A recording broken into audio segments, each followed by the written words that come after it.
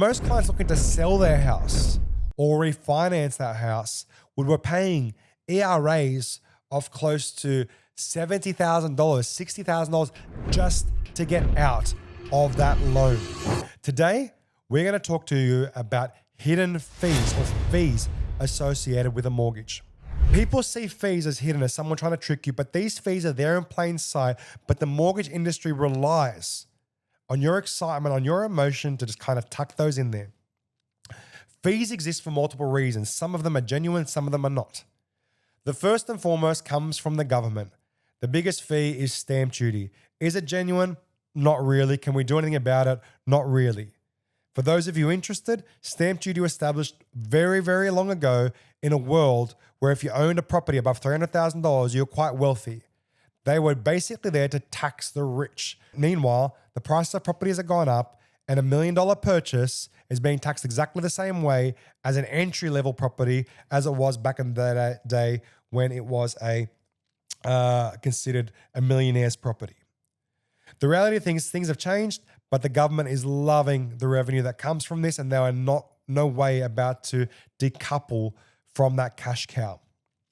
Stamp duty is an ongoing issue and threat, but something you have to be constantly aware of. This is why I always purchase house and lands, because you only pay stamp duty on the land as opposed to the final product. So if you're buying a block of land for $500 and building a house for $500, your stamp duty is going to be on the $500K, so call it about $12,000. Where if you bought that land and the build being $1 million collectively as a purchase, your stamp duty is probably sitting around $35 to $40K. These are rough numbers, guys. You can do the stamp duty calculation online. I'm pulling them out of my butt. But the reality is stamp duty exists and something you have to be aware of straight away. There's also fees associated with how the process works. For example, you need to talk to a conveyancer or a lawyer who actually structures the deal in your favor, goes through the contracts to make sure there's no unsightly changes. There is no way in any world where you can do it yourself unless you yourself are a conveyancer or a lawyer. The thing is, the contract is designed to protect you. Each of these contracts are about 100 pages long, thereabouts, and they have vital information designed to make sure you have all the disclosures you need. For example, if you're buying a strata title, you need to know what your rates are, what are you getting involved into. You need to know what's in the sinking fund. So if something goes wrong in the process of the property when you own it, there's money for the building there to protect you. So you'd have to put in 20 or 30K out of your pocket if we have another Opal Tower, let's say. On blocks of land, you need to know if there's any covenants, if there's any easements. For example, a covenant might say to you, you cannot build a 2-story house, but you might have bought that land expecting to build a 2-story house on it. There might be an easement all the way through the middle, which means you can't build in the middle of the land. There might be a slope, which a property I bought in Queensland, which had a 2-meter drop off right in the middle of the site, which required us to do a split level building. All these things you need to know, because if you can't cut and fill that site, if you can't elevate the land or lower the land, you have to know exactly what's going to cost for you to build on it. There might be a survey in that land that tells you the slope. There might be everything. So you need a conveyancer to properly instruct you of what's going on. If you're buying an established dwelling, you might need to know how old it is. You might need to know if there's any homeowner's warranty expiring there. So if the house is 4 years old, you might want to know if there's insurance on that house from the builder. So if something goes wrong, you can go back to the builder. The contract has to go to a conveyancer. The conveyancer costs about $2,200 to go through it and structure the whole deal. They are the center point of that deal. On the mortgage broking side of things, there might have to be a structured mortgage broker fee.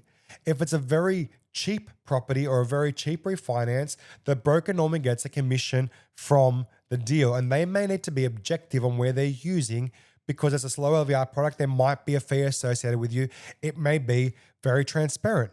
If you're looking to be a purchase through SMSF, you may need to speak to a financial planner and an accountant to get the self-managed super fund structured and set up if you're looking to buy a property inside your superannuation. So there's some professional service fees associated with that. Then there may be an application fee depending on which bank you're going with. That application fee may be $250, it may be $700.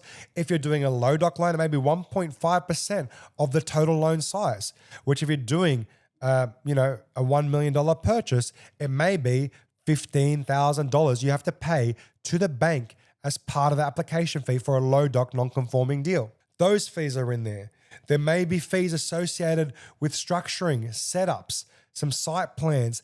There are always fees you need to look for, which is what your conveyancer or your lawyer will help you find.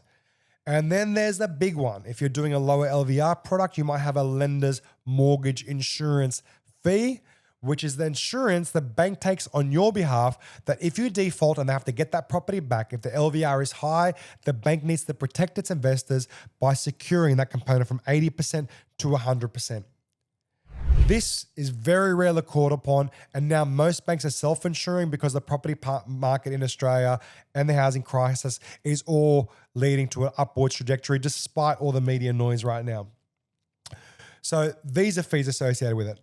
There is one last fee I wanted you to know about that not a lot of people know about, but it's super important.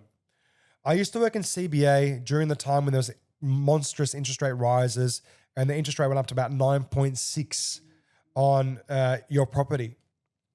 Most people who fixed their homes, if they wanted to leave their fixed home, if the interest rate outside was lower than the interest rate you had, then they were fixing it in a way that factored in what's called an ERA, an early repayment adjustment, which meant that if you broke that fixed loan interest rate, then you would have to pay the bank a calculation on what the bank would have made in the meantime. So most clients looking to sell their house or refinance that house were paying ERAs of close to $70,000, $60,000 just to get out of that loan. That ERA is designed because if the bank gives you a fixed rate, they're relying on the market to go down eventually, interest rates to go down. So they're trying to make money from you on the upside, and then you're trapped in. If the interest rate goes high, then you win. And the bank is going, well, I'm losing, but if the market goes down, which is what I'm betting on, then I win. So if all of a sudden the market starts going down, interest rates go down, and you find yourself paying a higher interest rate, well, the bank's saying, well, wait, that's my upside. Why would I give you that money back for free?